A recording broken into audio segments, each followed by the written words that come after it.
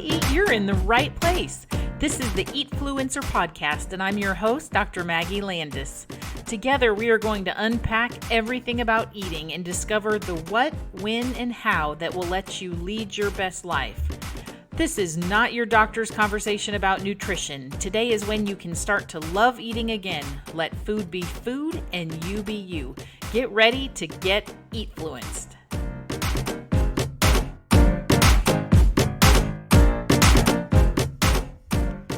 Well, hello everyone. I'm Maggie Landes. I'm glad you're here with me today on the Eatfluencer Podcast.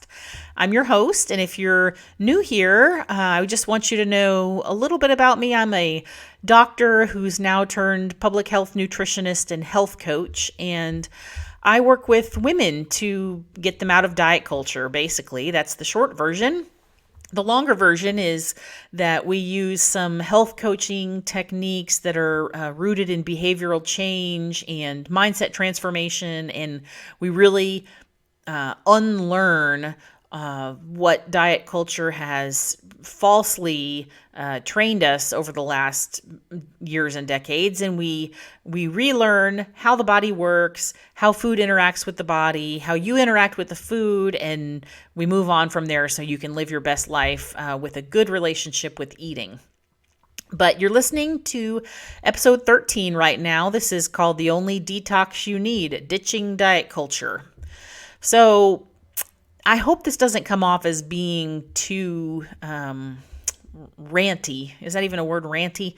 But, you know, it's almost January 1st. You're listening to this the last week of December if you're listening in real time. And that means goal setting, New Year's resolutions, the New Year reset, restart, starting over. All the things are loud and clear right now, right? And it's like January 1st is like a giant Monday on amphetamines, but everybody's doing it. We're totally and completely addicted to this idea of starting over every January. Now, I don't think it's all bad. I really don't. It depends on how we approach it, you know, why we feel like we need to change, what we want to change, how we plan to, you know, execute those changes. The good news is that this is okay for us to do. It is far more socially acceptable to get a planner and a, set of New Year's resolutions than going on some sort of amphetamine bender. But it ends up with the same effect. There's this go, go, go, go, go, go, go. And then as soon as the resolve wears off, because it will, whether that's on, January 2nd or that's 6 months later or a year later or whatever, it's just unrealistic to keep that extreme level of, mania going for a long period of time. Then, boom, it's over. And, I used to work in a hospital with, mothers, some of which unfortunately choose to use amphetamines during their pregnancy. And if you've never been in that situation and seen a woman high on methamphetamines delivering a baby, they go from, a volume of 15 out of 10, amped up, hyper, loud, crazy, and then when their drugs wear off, they are nearly comatose. I mean, we spend the next entire 24 hours basically trying to wake them up. And that's, I'm not making light of drug-addicted mothers, but my point is that this speed, mania, freneticism that we treat New Year's with, we're going to become this, half comatose, post-delivery drug mom, like at some period of time. It just depends on when that's going to be. And the other thing about these New Year's resolutions that kind of burns my biscuit a little bit is that we just play right into the hands of this diet culture thinking that everything is all or nothing. It's black or white, good or bad. We have such labile extremism when we're going through this mental exercise that it's a total energy sink. It's really, truly, completely exhausting and not really good for your physical or your emotional health. I do, because I used to be just as guilty. Let me put that out there, is that I was going to do all the things. I mean, not just like one thing, because why would we do one when we can do all the things? And we're going to give up sugar, and we're going to run 30 minutes a day, and we're going to stretch, and we're going to pray, and we're going to write in a journal, and we're going to get more sleep, and we're going to drink more water, and we're going to take vitamins, and we're going to do all the things that we weren't doing on December 30th. We're going to start doing them on January because we just know that this time is somehow going to be different than the other, 44 Januaries. It doesn't even make sense that we think this, but I know that this is what people do. So, and I know that because I used to do it myself. I still do some goal setting. I think it's a normative thing to kind of look at your expectations for the next year. Take a pause. This last, couple weeks of December, you can kind of take a deep breath, and maybe not so much this year with COVID going on, but nobody really expects anything out of you. This schools don't expect anything out of you. Your businesses are half closed, and it's just time to kind of process the year and posture ourselves for the upcoming year. So it is a natural break point.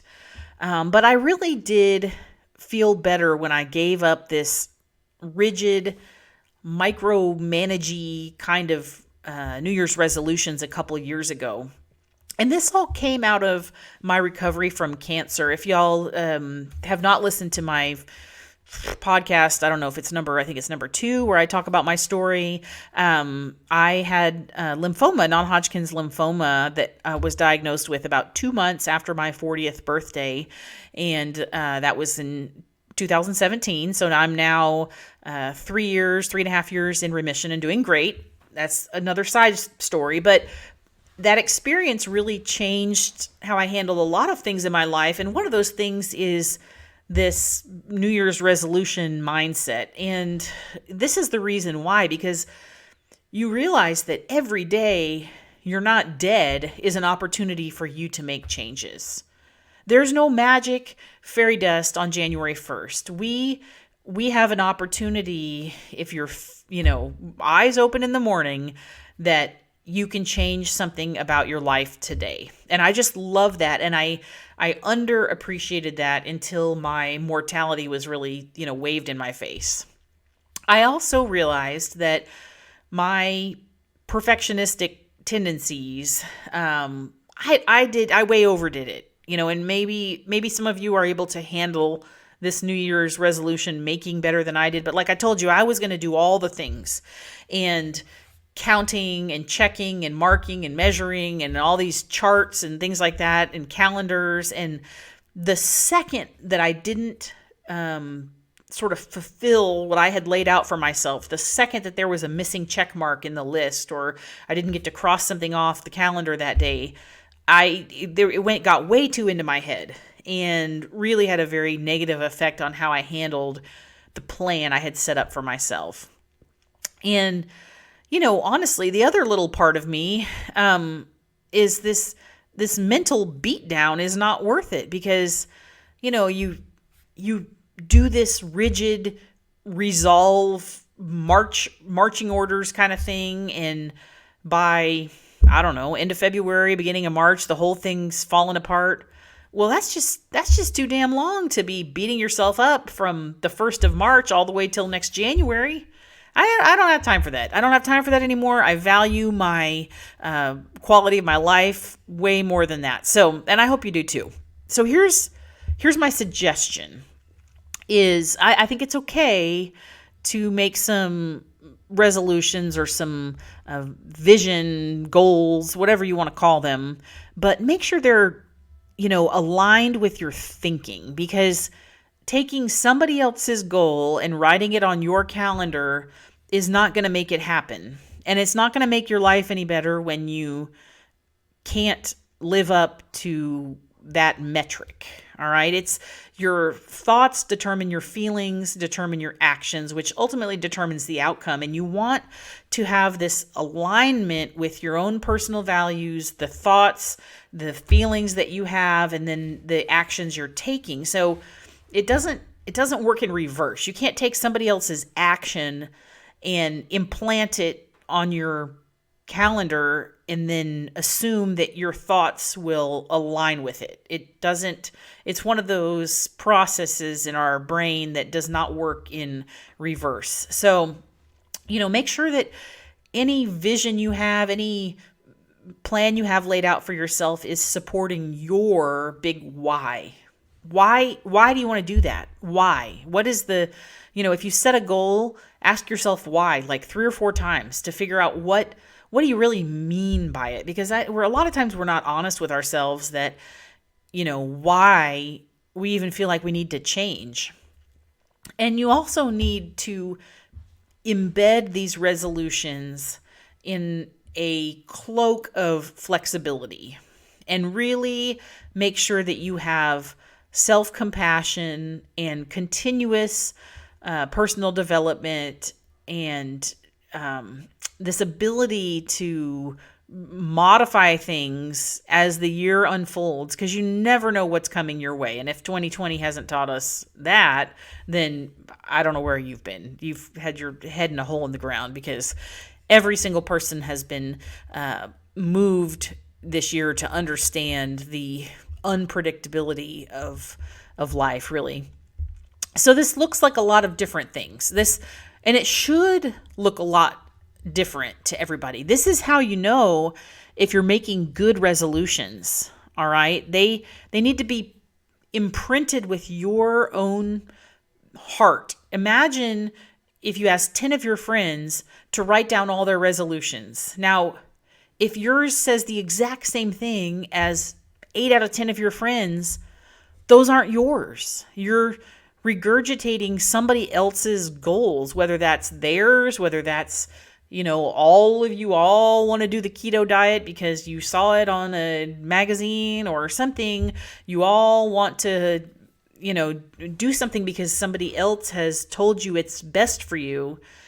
That pulls you out of alignment, and it's not oriented towards your why. It doesn't allow you to have any small personal victories along the way because it's not yours in the first place. And there's no wonder that this doesn't work. And there's no wonder we set all these things out and falls apart, like I said, within 6-8 weeks or something. I'm being pretty generous, honestly. Most people are probably done with their New Year's resolutions in 10 days. But, if you're going to set these goals or resolutions, the first thing to know is to be open to the idea that this is a process available to you all the time. Starting on January 1st is very arbitrary. You can start today, start on December 30th, start on January 2nd, just to stick it to the man. The calendar doesn't care. The calendar does not care about you, even though you care about the calendar. So we need to stop this rigid, perfectionistic thinking, because that is diet culture talking. That is diet culture. That's where we get that from. That's not how human brains make decisions. That's how diet culture makes decisions. So we talk about neutrality a lot here. The calendar is neutral, the same way that food is neutral, your body is neutral. And we get ourselves in this little pickle of a situation because we impress moral value on all these things that don't by themselves have any morality. So just let's stop doing this, please. We need to see diet culture for what it is. It is not our morals. It is a systematic way of thinking and this culturally normative set of values that does not help the human condition. And I mean that both as a society and as an individual. It depends on you thinking that you're the problem and then diet culture, big D, is the solution. It's the only way that it works. But our dependency on everything the diet culture offers us, they're reliant on the fact that we're dependent on them. We will never be strong or independent if we continue to fall into this trap. Does this sound familiar to any of you that are clinicians or psychologists? This is like, diet culture is set up like classic abuse victimization. This psychology of, one person having complete control and overriding the ability to respond of the, quote, weaker party, and this idea of submission and guilt and isolation. This is how abusers work. This could be a pamphlet for domestic violence awareness. But what's the answer to those situations? And let me, as an aside, say I am not making light of domestic violence or abuse against any human. I'm just making the analogy that we all think that is so terrible, but yet we're handling ourselves with diet culture the exact same way. It's really abusing us, and we are allowing it to continue when we willingly commit to participate in an ongoing manner. So the answer is easy. The answer is straight up leaving. You need to straight up get out of the relationship with diet culture. And yes, it's a little scary. Yes, it's a little anxiety provoking. You're going to need to have some courage. And what that means is not knowing what it looks like on the other side, but trusting that it's got to be better. That having a little trepidation is not any worse than what you're going through right now. So you should do it anyway because it's the right thing to do. And the other thing is you can't dabble. This is a problem with people that want to leave diet culture. I work with a lot of women who they understand all this. They're like, yes, Maggie, yes, that makes sense. I want out, but I really want to lose weight. And I really like, the paleo diet, and I really want to weigh myself, and I really want to wear a size 10 pants, and all these sort of things, but that's diet culture. And you can't have it both ways. You can't dabble, like I said, in this environment. You have to break away. You have to do the work that it's going to take to get out, get over the hump, face your fears, dig in, and establish yourself in a new environment. Now, trust me that I'm telling you it's going to be better.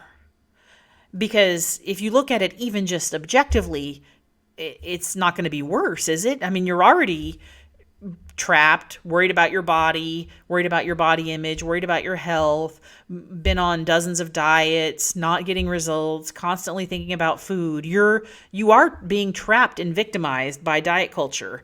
But you can't move out and go back on the weekends. You can't leave your abusive partner and then still continue to communicate with them. You have to make a clean break. Sometimes you have to get away from the things around you that are pulling you back in that negative direction. You got to change your surroundings, change the direction you're putting your energy, change people around you, change your thinking, give yourself a lot of distance. It's hard work. It requires a choice, though. It is a choice to make a change. But I'm telling you, this is how diet culture operates. You don't have to get out. You can continue to participate. And if you do, you can continue to expect the same results. You will feel isolated from your own bodies. You will feel shameful about the way you eat. You will feel guilty when you don't follow the rules. You will become a submissive, kind of underling to this unspoken playbook that you have to follow. You will continue to struggle physically and emotionally. But I'm telling you, you have the autonomy to make that decision. Truly, and I mean that. I won't even judge you. You have complete free will. If you like making all these resolutions, writing down everything you do, eating little prepackaged foil packets of foodish kind of items, weighing yourself and dodging social situations because of your food environment. If you want to do all those things that you're doing, you are welcome to continue to do that, but you have to know the outcome. I can't help you. It's the analogy of the victimized person.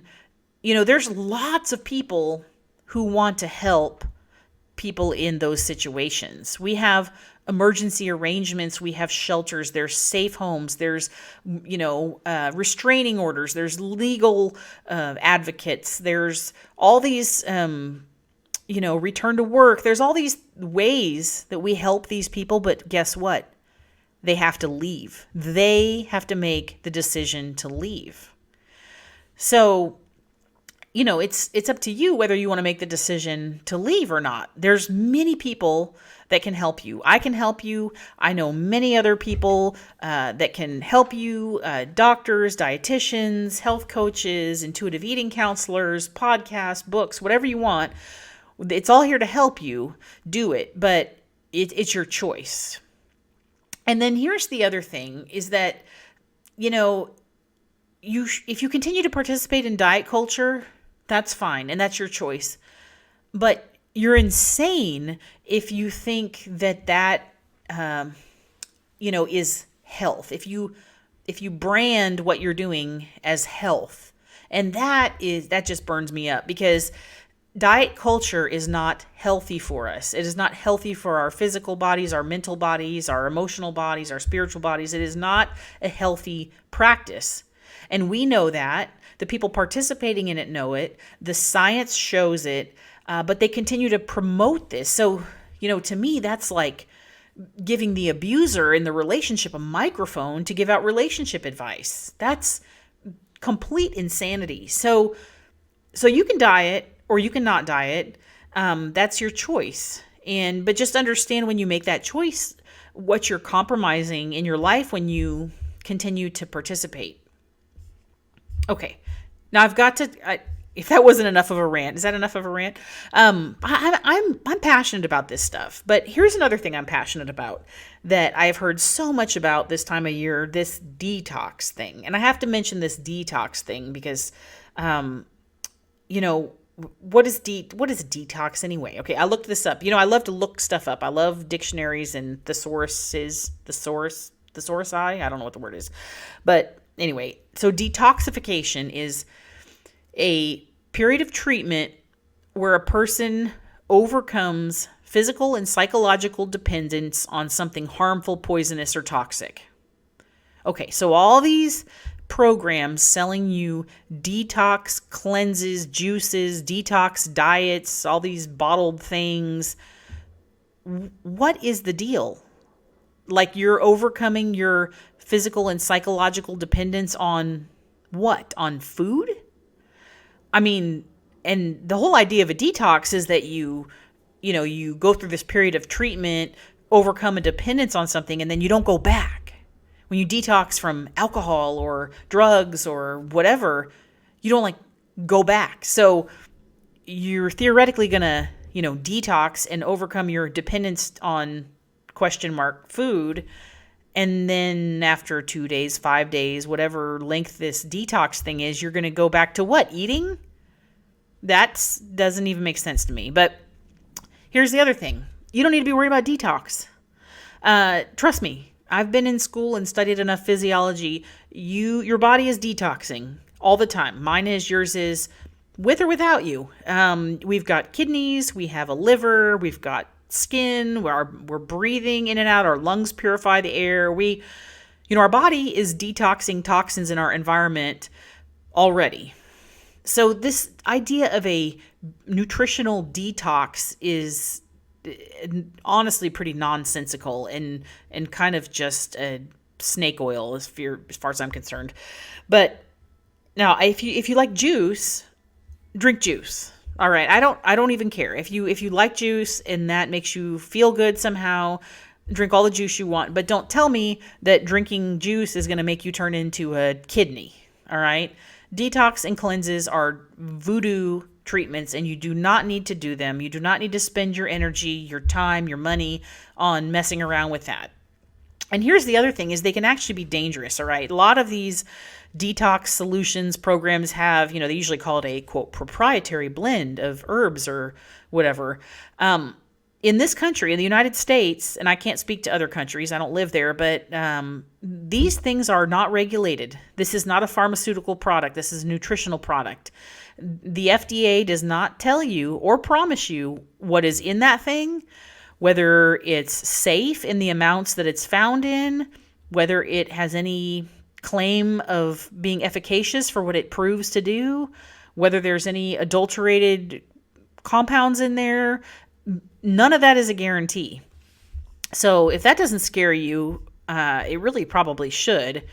But even if, let's just say you are just sure that there's nothing in there but fruits and vegetables and it's like detox juice, then what's the point? I can name 1,000 ways for you to get the micronutritional benefit of fruits and vegetables by actually eating and cooking the fruits and vegetables. And then your own liver and kidneys do the detox. So what if we just create a way of eating and a way of life where food is an accepted part of our behavior? We don't look at eating as a poisonous practice or something we have a psychological dependency on. What if we just ate so that we don't need a detox? That'd be cool, right? Diet culture is not going to tell you this. It's a little ironic that they promote the detox methodology because here's what they're saying. When they sell you a detox program or sell you the idea that you need to detox, they're telling you that you don't know how to eat and that they don't know how to teach you a sustainable way to incorporate food in your life. I mean, they've tried everything, right? They've tried Richard Simmons and Oprah and Valerie Bertinelli. They've used all these people. They've tried to earn back our trust after that whole Olestra leaky diarrhea thing in the 90s. But since they're teaching us stuff that is not based whatsoever in science, the advantage to them is they can just change it at any moment to suit your cultural demands. And then when you get annoyed because it's not getting you the results, you diet for 20 years and you're sick of dieting and everybody's frustrated because they're not getting the results they want. Well, then the diet culture says, hey, guess what? Diet's like a 4-letter word. So we'll call ourselves wellness and lifestyle and health, and we'll totally blaspheme the whole concept of health because most people practicing diet culture have zero zilch training in actual human health.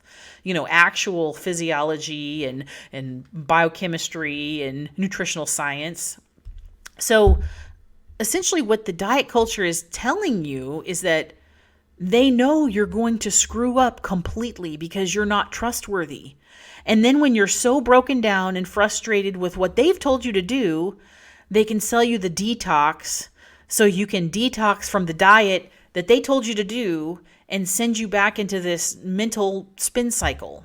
And you will continue starving yourself, self-loathing, having this expensive, futile obsession with detoxing. And you go back and forth and back and forth and back and forth.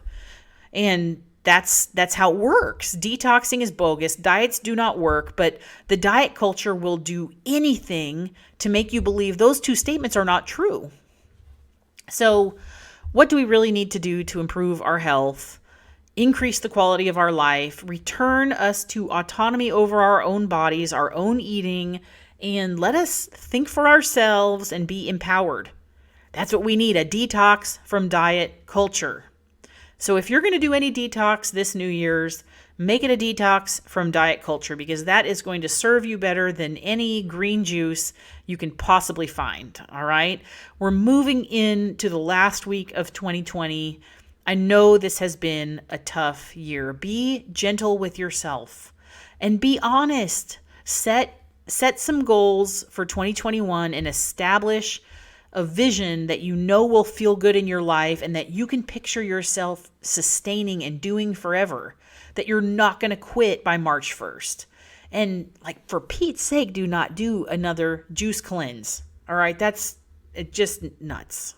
All right. I can get behind everything else. But I hope you've enjoyed this podcast. If you will kindly leave me a review, this is not a plea in vanity, but when you leave a review wherever you listen to your podcast, it really does help the visibility so that other people searching for information like this can find it and benefit from this conversation. Because as you know, this anti-diet conversation is not mainstream, and it is certainly not mainstream in the clinical sphere. So I appreciate you leaving a review. If you're interested in working more closely with me, everything you need to find is on my website, maggielandesmd.com, and I'm on social media at Maggie Landes MD, everywhere you can find me. All right. I wish you a very happy new year. We are looking forward to 2020 being in our rearview mirror in just a few short days. So I hope that as you look forward, you can have a more peaceful relationship with eating in your future this upcoming year. All right. Happy New Year's. And until next time, thank you so much for being here today. If you love what you've learned, follow me on social media at Maggie Landes MD, and you'll never miss a thing. You can also check out my website at maggielandesmd.com and sign up to be part of our community of eaters. Thanks again for stopping by. We'll talk again soon.